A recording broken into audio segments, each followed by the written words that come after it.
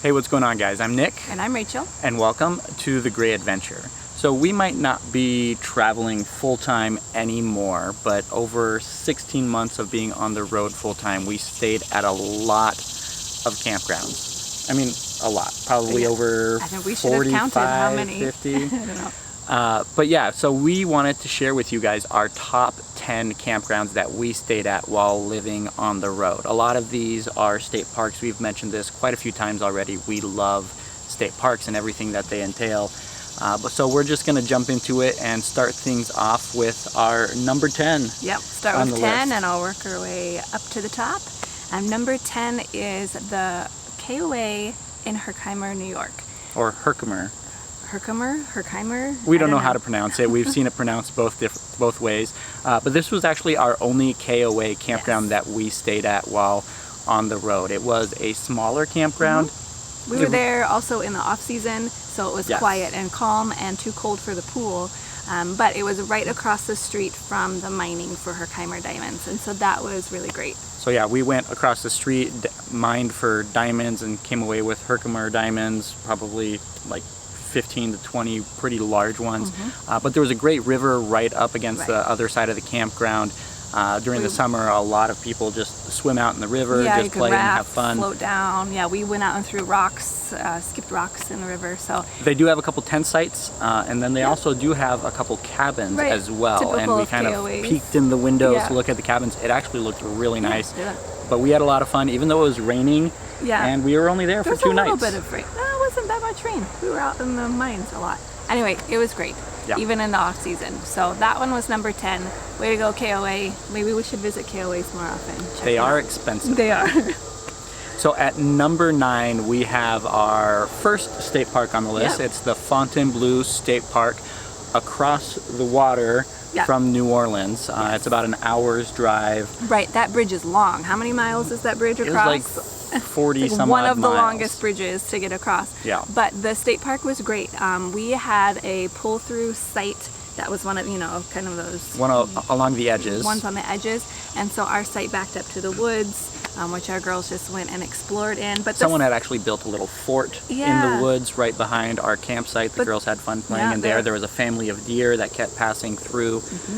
There was a lot of trails within that state park as well. You have several playgrounds in there, and there was the lake, of course. You could go down to the lake. Beautiful sunsets on the lake. We went on a handful of bike rides. If you watched, I think it was our 1-year update video. We recorded that. Went out on bike rides. Flew the drone for the first time. Alligators on your bike rides with the girls. With Lana. And so just a whole lot of fun. A lot to do in there. Yeah. So number 8 is the Chadron State Park in Nebraska. And we went there because we were trying to get away from the crowds for the Sturgis Rally. Sturgis Rally was happening in Badlands, and that was our next stop. So we popped down into Nebraska really just to a random state park. And we lucked out because it was fantastic. Amazing. We were there for 10 days, 7 to 10 days. Something like that. But the hills right around the state park were absolutely phenomenal. We went on a handful of hikes. You did a bike ride. I did an incredible bike ride, just going up to the top of the hills, and then there's this trail along the top of the hills that was meant for being a hiking trail, but I took my mountain bike and had a lot of fun. Took the girls out there. They had sunset, and it was amazing. They had horseback riding available. We didn't do it while we were there. And a massive pool. That's more like a community pool. Yeah, a huge pool. It was fantastic. We really enjoyed our time there. As far as camping goes, there was no electric, right? No, we didn't even have. We only had electric. Okay. We had to fill up water. That's right. And we had to. We were close to hold out on our tanks. Yeah, we were close to the bathhouse, and it was nice and clean, and so. And you get that quite a bit with state parks. Sometimes you don't have full hookups, but definitely you get the space environment that you're in is much better than just a standard campground. Yep.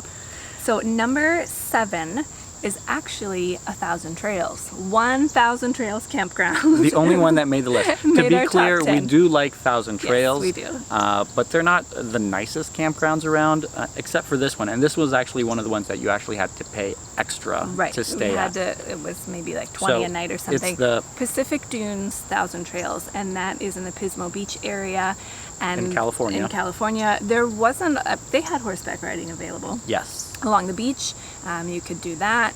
But there wasn't a pool, there wasn't a lot of amenities because you're on the beach pretty much. You're just right there. You're a mile, about a mile and a half from the beach, but the attraction is the campground is right up against the sand dunes that are a mile of sand dunes between you and the ocean. Yeah, our girls loved it. I wish we would have stayed that one longer. We did a quick 4 nights to just hop from park to park, but that one was incredible.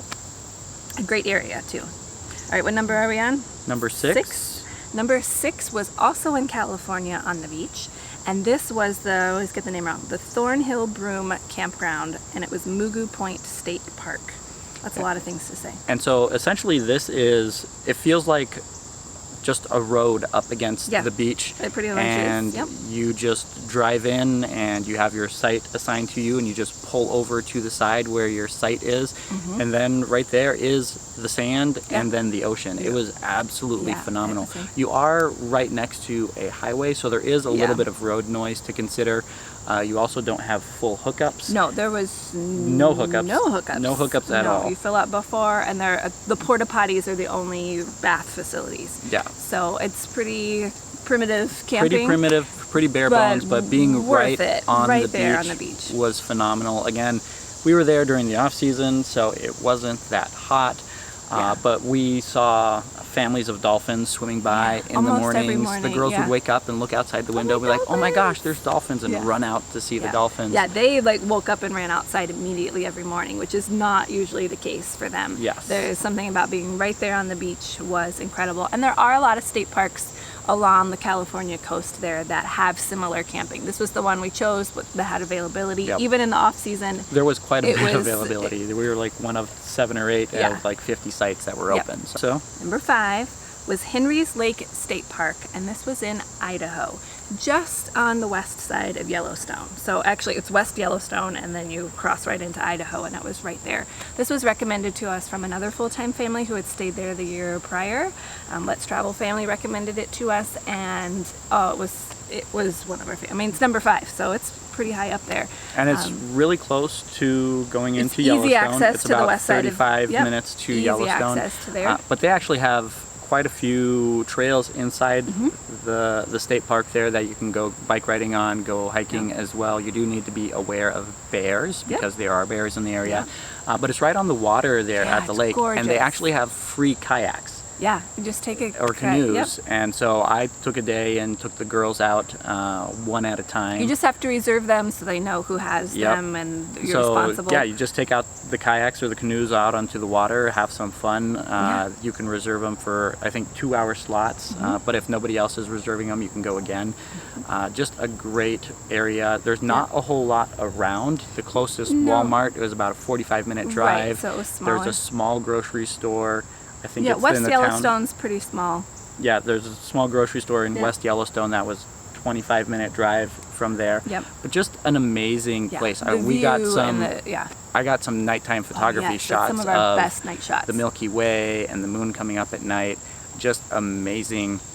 If you're there, there's no towns around, so there's no light pollution at all, which is awesome. They also did a special program where they had someone reenact what it was like an explorer or what. Oh yeah, it was a coon trapper or someone who had come and explored the area. And he was totally in character, and he cooked over a fire and explained things. It was made buffalo balls. Yes, and Mariah went out with Nick and did that one night, and so it was really cool. It was a great campground. I would definitely go back, and great bathhouses as well, nice and clean. Number 4. Number 4 is in the Destin area, Topsail Hill Preserve State Park. This was actually our first campground as full-timers. We did this one. This one used to be a privately owned campground, but switched over to a state park. So it is full hookups.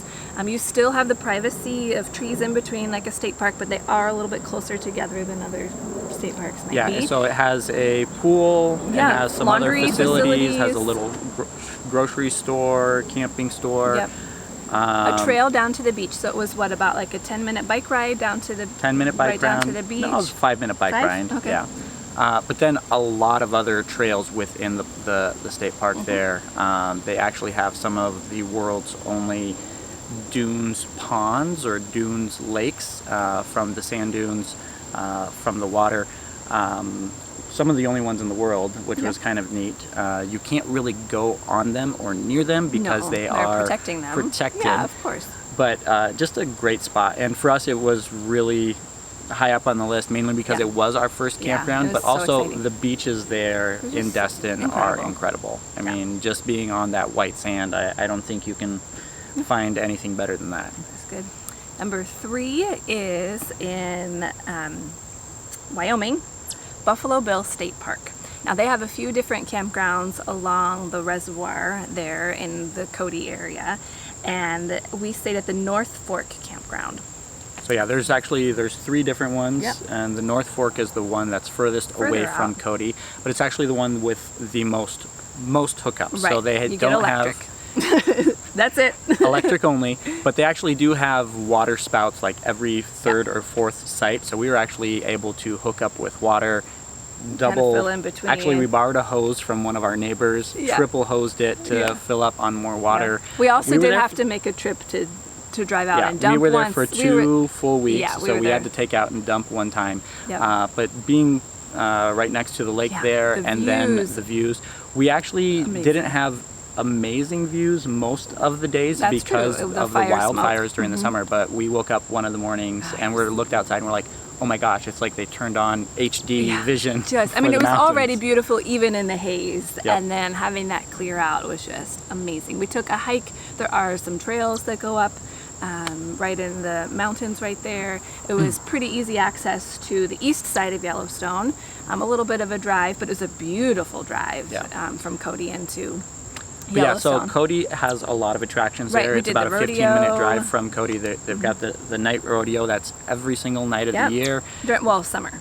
Or the summer, every single night of summer. And then on the other side of Cody, there's also the Japanese internment camp that we visited. Yes. That was really impactful for us. Yeah.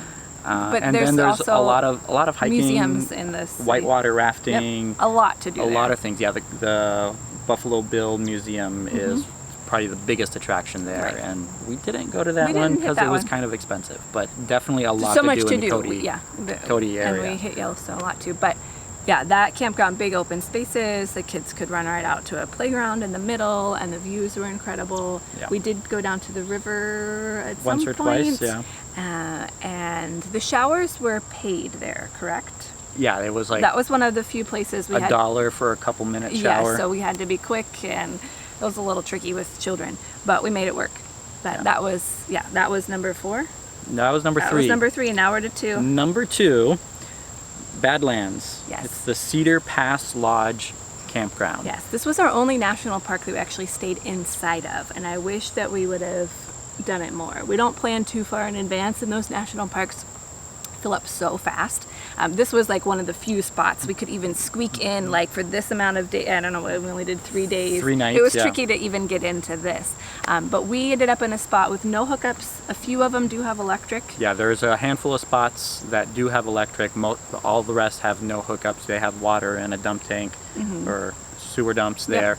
But yeah, only staying 3 nights was fine because we do have solar power. We were able to charge up our batteries and last a couple days on that. We made it. I think showers were paid there as well.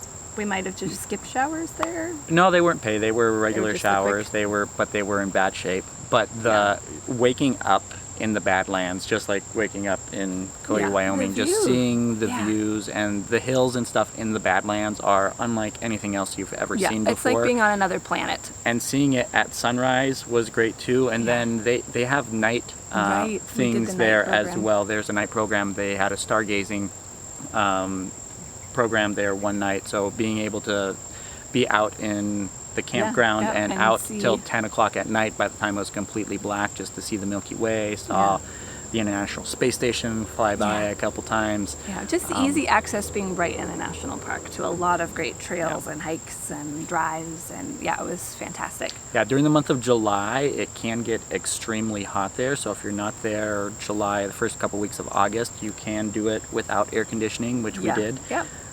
So yeah. Yeah, it works out. All right, number 1. Brings us back to number 1. Destin, Florida again. It hits again. We really like Destin. Well, they're state parks. Yes, Henderson Beach State Park. That's the one we hit the second time around, and this one was closer access to the beach. It was about a 5-minute walk rather than a bike ride, with a beautiful boardwalk. And also the sites were huge. I mean, like long, like enormously long. We were even in a smaller one, but the pull-throughs are enormous. You could fit 2 rigs inside some of those. And then it was just nice and private. They had hedges up around the site and just really well kept grounds. Absolutely beautiful. The bathhouses were great. There's just something about being on the beach. Again, like if Rachel could have it her way, she would have. I would just camp on the beach all the time. Beaches all the time, yeah. But yeah, it was an amazing campground, just being able to be that close to the water. And yeah, like it is windy a lot in Destin, just because of the winds coming off of the water.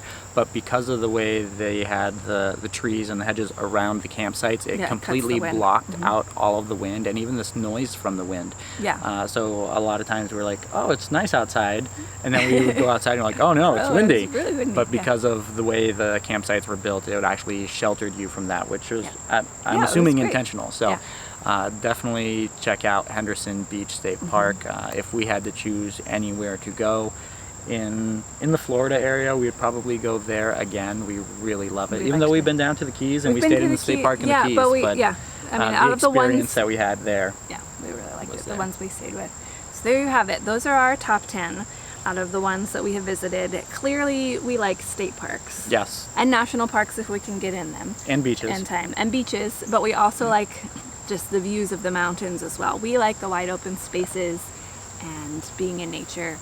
And yeah, those are our top 10. Let us know if you need any more information about those 10. Leave a comment below. He will answer them. He's the comment responder. I answer all the questions, so let me know if you have any questions. But if you have other recommendations for other great campgrounds or state parks or national parks that you've stayed at or have heard recommendations for, leave them in the comments below. We're always looking for new places to visit. Got a list going. We're trying to figure out if we have travel plans for next summer and seeing what we're going to do there, so we need your recommendations as well, and feel free to share them with everybody else.